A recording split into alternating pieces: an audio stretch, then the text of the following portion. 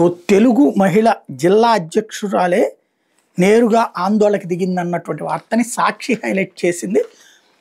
తెలుగుదేశం పార్టీలో మహిళలను గౌరవించడం లేదు సరికదా, అవమానిస్తున్నాడు సాక్షాత్ టీడీపీ మహిళా విభాగం. కృష్ణా జిల్లా అధ్యక్షురాలు తలశీల స్వర్ణలత ఆందోళనకు దిగారు. ఆదివారం సాయంత్రం నడి రోడ్డు మీద బైఠాయించి బస్సులను అడ్డుకుని నిరసన తెలిపారు.